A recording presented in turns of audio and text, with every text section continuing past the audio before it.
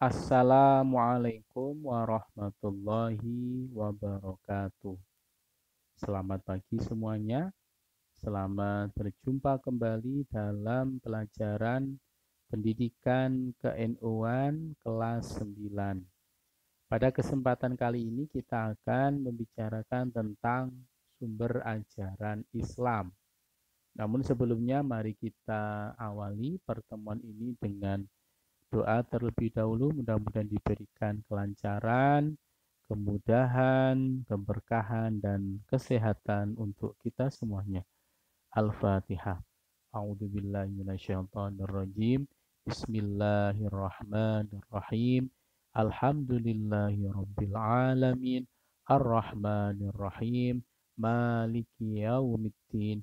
Iyyaka na'budu wa iyyaka nasta'in. Ihdinas siratal mustaqim.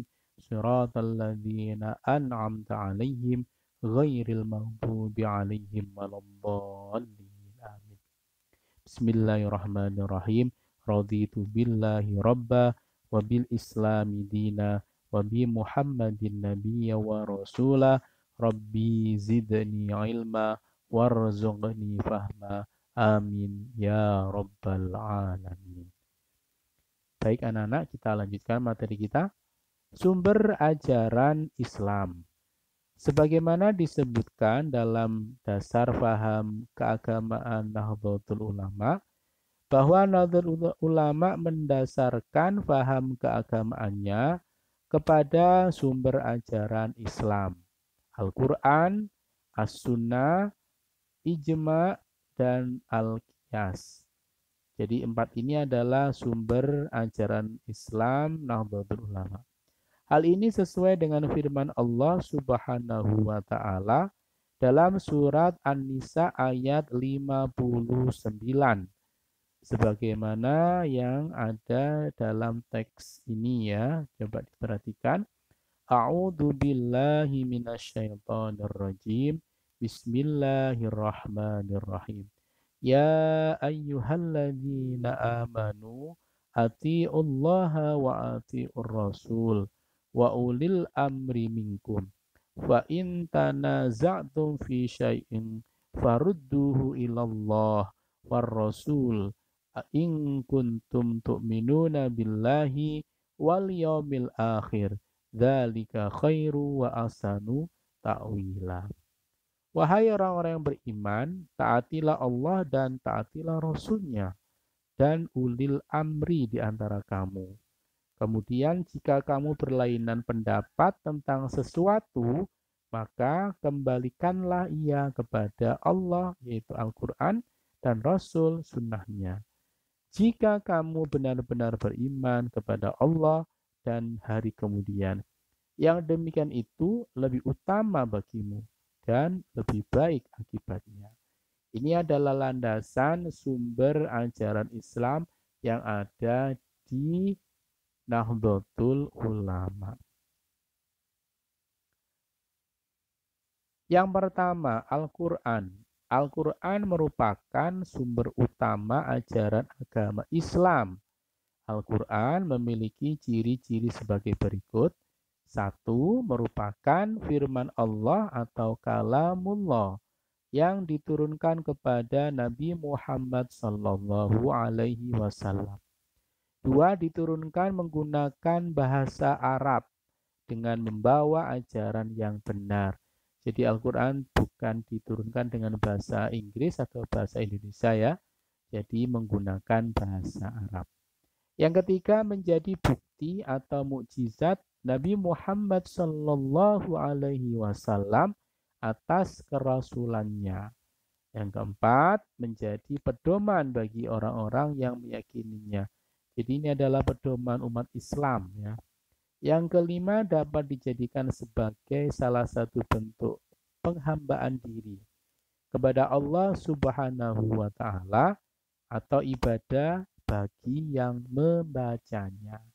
Jadi Al-Quran ini adalah sebagai bentuk penghambaan atau beribadah. Orang yang membaca Al-Quran itu masuk dalam kategori orang yang beribadah ya.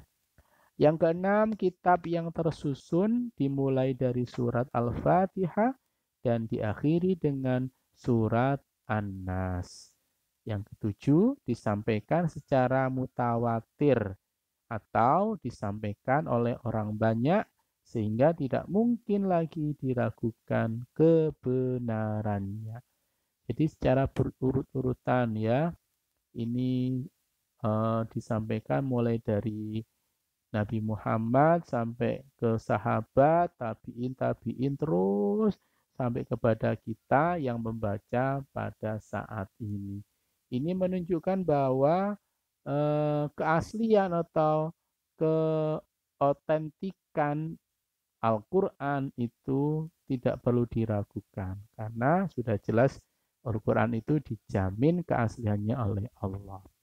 Yang kedelapan, selalu dijaga oleh Allah dari segala bentuk perubahan. Ini jaminan Allah untuk Al-Quran. Makanya semakin yakin kita setelah membaca materi ini tentang Al-Quran. Yang kedua adalah as-sunnah.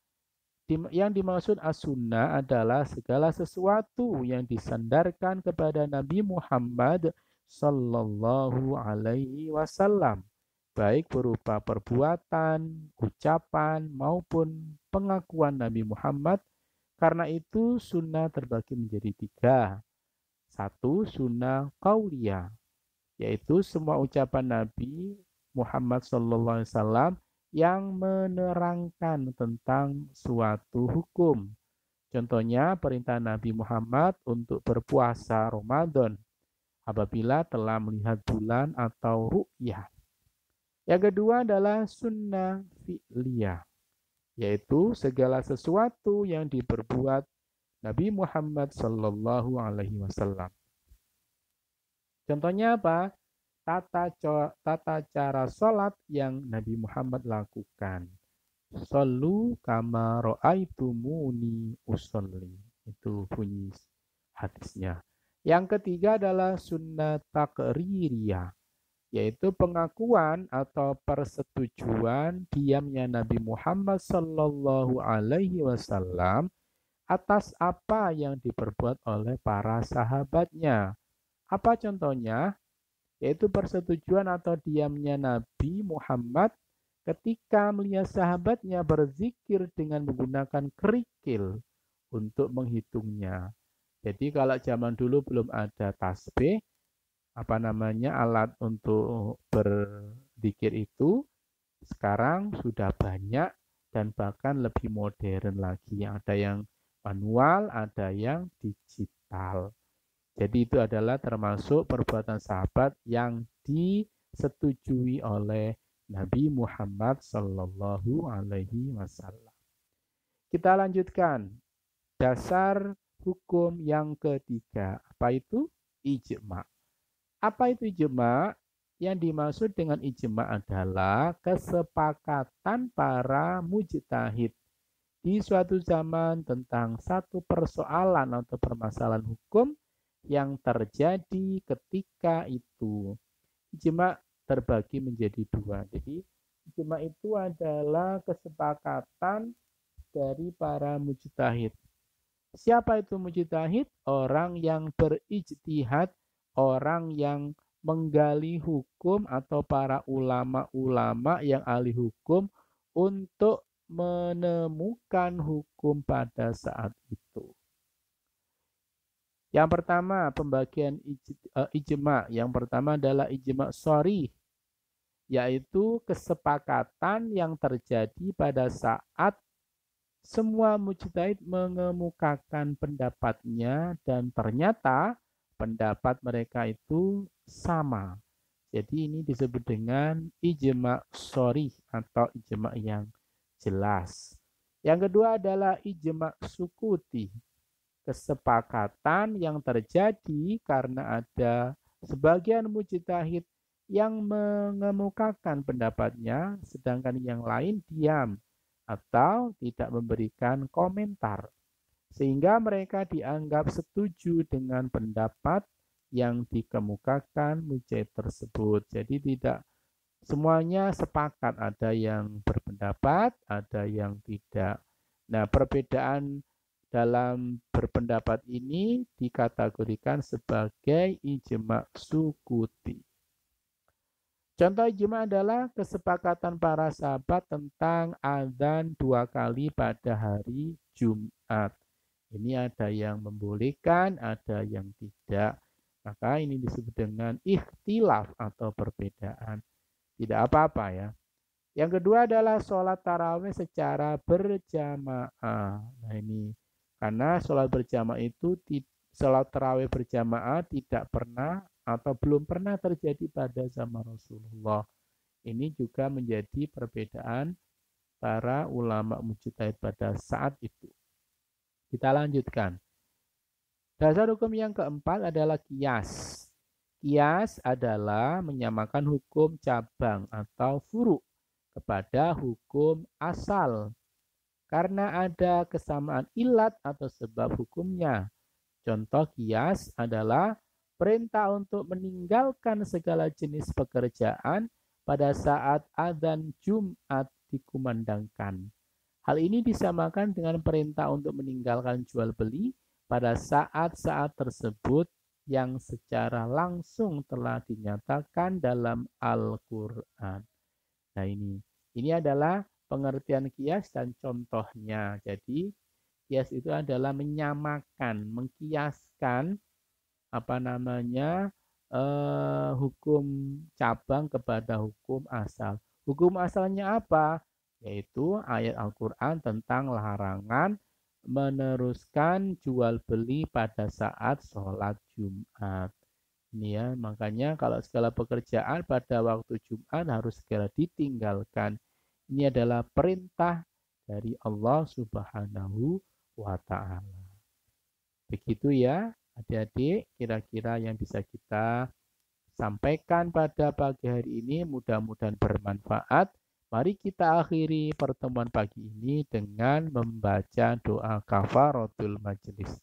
Subhanakallahumma wa bihamdika asyhadu an la ilaha illa anta astaghfiruka wa atubu ilaik. Wallahu muwaffiq ila aqwamit thoriq. Wassalamualaikum warahmatullahi wabarakatuh.